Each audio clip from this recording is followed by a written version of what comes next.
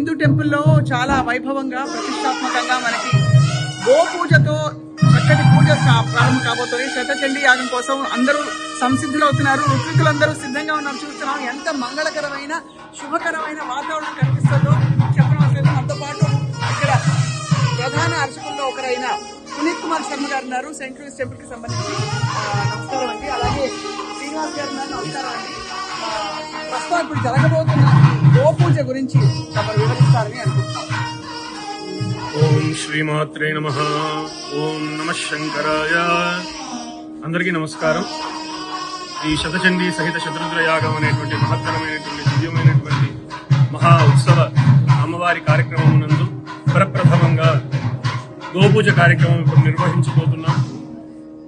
గవా మంగేషు తిష్టంతి భువనాని చతుర్దశ అంటే వేదాలలో శాస్త్రాలలో చెబుతున్నది ఆవు యొక్క ప్రతి సర్వ అంగాలలోనూ కూడా ప్రతి అంగములలో కూడా చతుర్దశ భువనాలు అతల వితల మొదలైనటువంటి 14 భువనాలు కూడా నివసించి ఉంటాయి.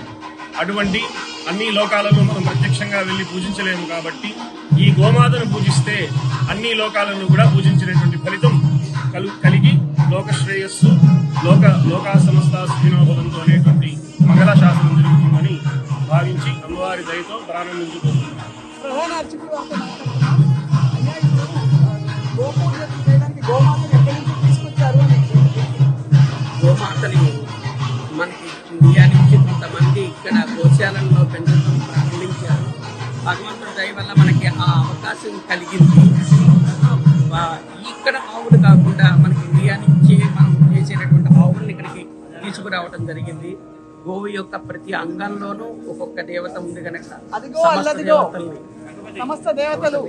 ఎంత విశేషం అంటే అమెరికా లాంటి ఒక దేశంలో సంస్కృతి సనాతనం వీటన్నిటికీ ఇంత నిబద్ధత చూపించడం చాలా గొప్ప విషయం.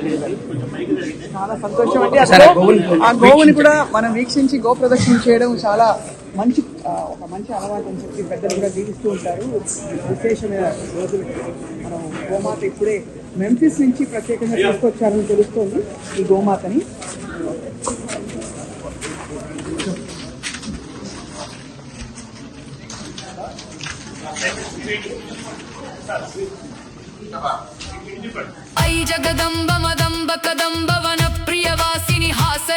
సుమన్ టీవీ ప్రేక్షకులకి ఓం నమో వెంకటేశాయ. చాలా గొప్ప సంకల్పంతో ముందుకు వెళ్తూ చేస్తున్నాం. దయచేసి అందరూ వీలైనంత మంది మీరందరూ రావాల్సిందిగా ప్రార్థిస్తున్నాను.